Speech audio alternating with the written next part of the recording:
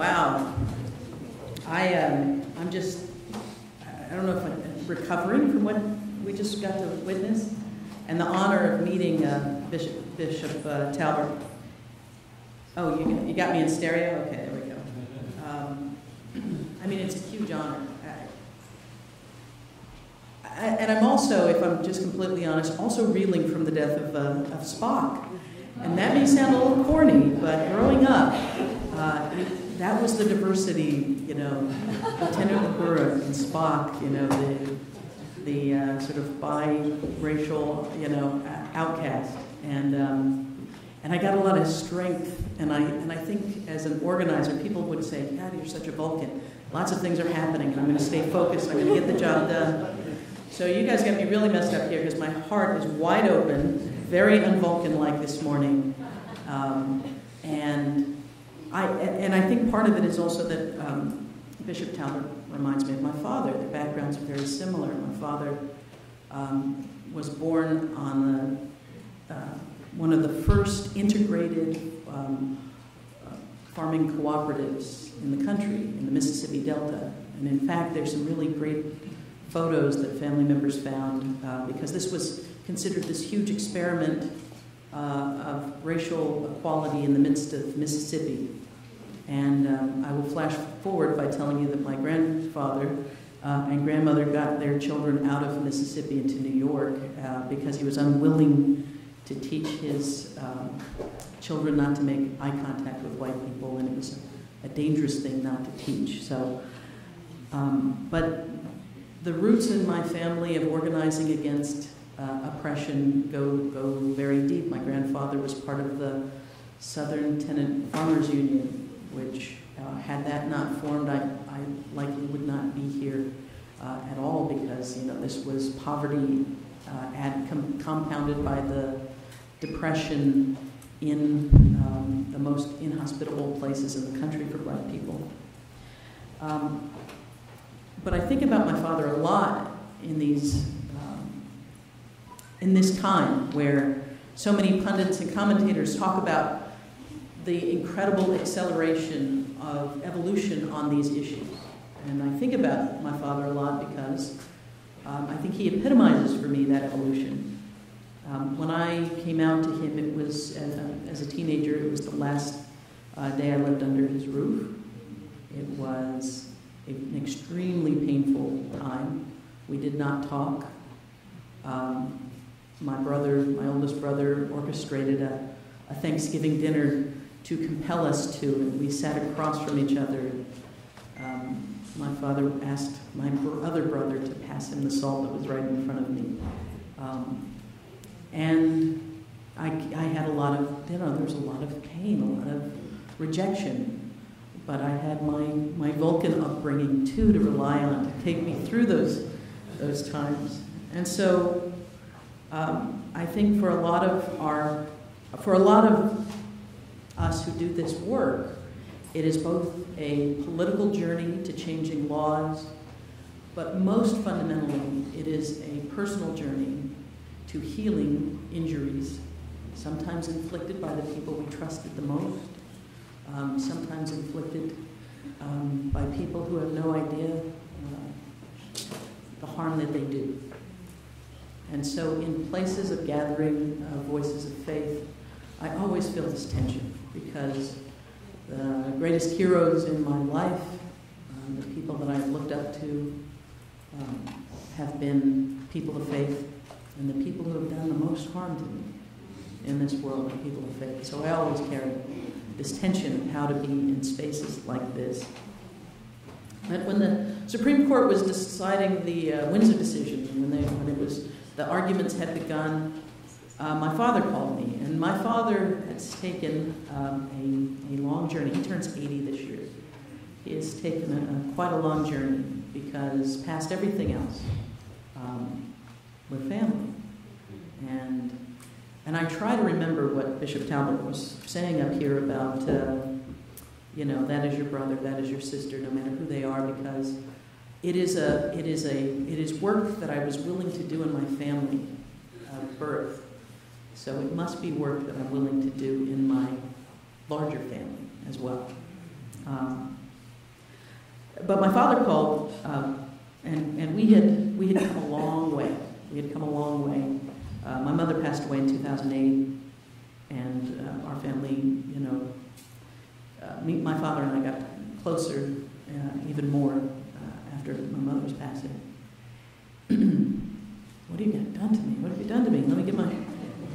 So, so while the Supreme Court was speaking, hearing arguments, my father called me one night and he said, I'm really upset at this Roberts guy. This Roberts guy. He, they know the right thing to do because they've done it before. And I said, what do you mean? He said, my mother, who's biracial, very light-skinned, and British, when they got married, there were only a handful of bases that they could be stationed at that interracial couples could be together at. And so Maine, because of my father's area and that he was in what was considered a biracial marriage, he was assigned to Maine. And he said, in fact, that's why all of you, you and your brothers were born in Maine. And it never occurred to me. It just had never occurred to me that this other thing had dictated that fact. And as I was pondering this, it hit me that I was going to one day have to tell my son that the reason he was born in Vermont was, the same dynamics, that my wife and I could not be married in Florida. We could not automatically have my name added to the birth certificate. And even the process of adopting my own child was a humiliating and costly process if we attempted it in Florida. So my father said, I want to write a letter to the justices. I'm telling you, he came a long way.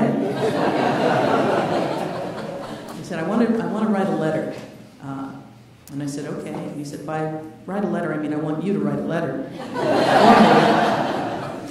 And so I'm a former journalist, and I started to write this letter from my father. And it's very quickly turned into an article instead of a letter. And so I wrote it all out, and I sent it to him. And honestly, as I was writing it, I thought, I wonder if he's, what's that expression, gotten over his skis, in front of his skis? Like it's one thing to talk to your daughter and have this conversation, but now that it's all written out, is he going to be okay with it? So I sent it to him. I said, I just want you to fact check it. And I just and I held my breath, and no response, none. And I thought, okay, I give it another day. And part of my hard drive was obsessing about it as I went on. No emails, no response, no phone call. And I thought, okay, he's looking at this and going, what was I thinking? And then I started getting emails with the same header, but not from my father. And I opened it, and they were from high school friends of my father, military buddies of my father, people in the community. So without saying a word, he had just forwarded it everywhere. And so people were writing me. And they were all, guys in their 70s going, hey, I'm really glad your dad sent this to me. And as a Catholic, these are issues that we're beginning to wrestle with, and I'm just glad you put it in such human terms that even an old codger like me could understand. Anyway, on and on they went in this vein, and I read them weeping, and I took that as a clear signal that my father was ready for this to be out in the world, and it went out as an article in the newspaper. So we've been on this evolution that's happening in the country around these issues. It has not simply happened. It's happened because people have stood up for themselves, they've told the stories, they've lived authentic lives, and they've been willing to shatter the détente or the closet. And the closet is the obvious one where we go, hey, I'm gay. The détente is the one where a friend of mine once said, I said to her, are you out to your parents? And she said, yeah, but they forgot. Which I thought was really telling, because I understand the dynamic. It's sort of like, and I will tell this one other story about my father, because I went through a really difficult breakup, really painful breakup. And my father never, we'd gotten to the place where we were polite, and we talked, but there was just always a zone that only me and my mother would discuss. And even though I'd been in a relationship for a long time, we were always very conscious, like we would not be affectionate, we would not hold hands. I think maybe the most affection I ever showed in the presence of my father was I maybe put my hands on my girlfriend's shoulders at the table one time. But I was aware that I had done it, and I was like seismic, it's about to happen. So I didn't have a sense of my father feeling in any way, one way or the other, about this relationship. But when we broke up, I was really devastated. And it was my father who called me every day to check on me. And my father was, are you eating? Are you sleeping? Right? But even more amazing to me was that he said, you want to be sure.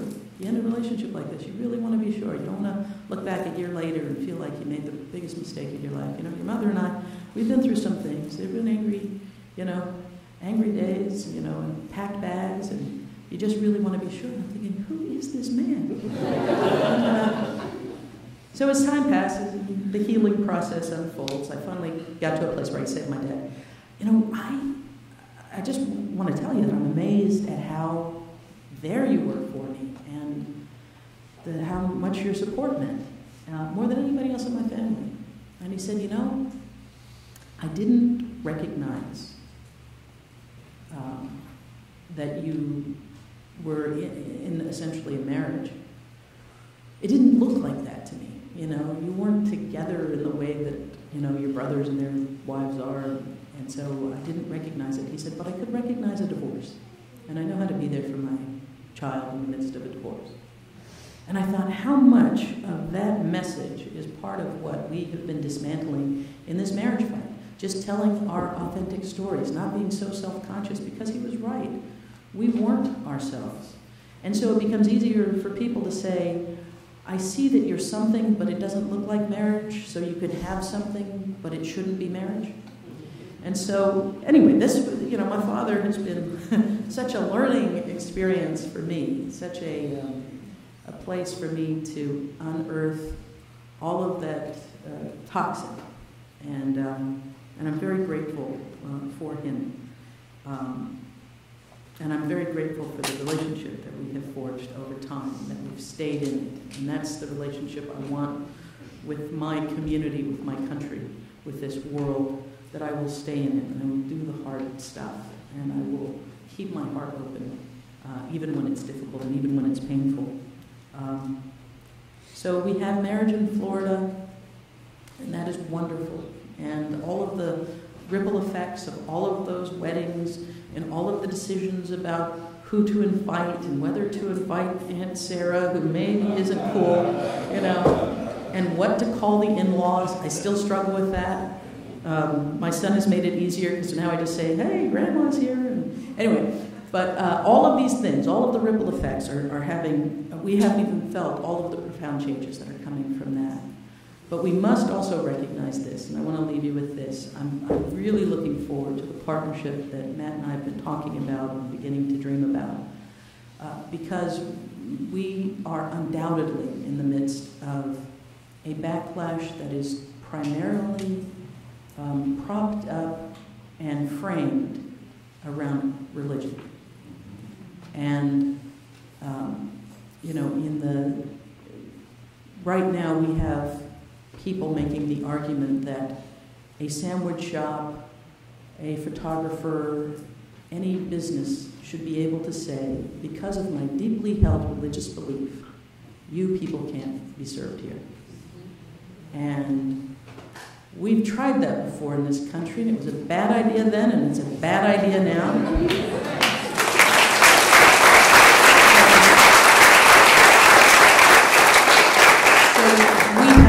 So, and the most important voices raising that have to be voices of faith, because we do in this country have a profound respect for religious freedom, and I would hope an increasing respect for the freedom of people who have no faith claim. But within that, we have to find the way to talk about religious freedom without making excuses for discrimination and bigotry. And this is the space, and these are the voices that have to be raised up louder than the ones that occupy the main stage in this conversation right now. So I look forward to that. And I was telling Matt over breakfast, in our bullying work, we discovered that the most profound way to stop bullying was to challenge bystanders to stop being silent. Yes. And so I want to leave you with that, because in this moment right now, I think there is too much of a division between the secular and the spiritual. I remember one teacher, Dwayne Gaines, who said, don't be so spiritual that you're no earthly good. And I think right now that is our call, because we've got to figure out the way that those of us who do the political work and the policy work can join forces with those who profoundly understand the necessity of speaking up as people of faith, and across the intersections, that the gay community must say Black Lives Matter, not because we are separate from the Black community, but because we are part of the Black community. And the voices of Black people speaking up for LGBT equality must happen, not as allies, but because we are part of the same family. And we must challenge each other. The moral authority to call on people is the most profound thing that we have. And civil rights movements at their core expose the contradiction between the horrible way we are treating people and the things that we say about ourselves that we want to believe about ourselves. And once we expose that contradiction, the question has been called, what will you do? Right now, we are living in this moment of exposing those contradictions, and the question all of us here must answer is, what will you do? And my hope is you will join with Equality Florida, as we intend to join with Reconciling Ministries, and make Florida a place that lives up to the values of equality and justice for all. Thank you all so very much for inviting me.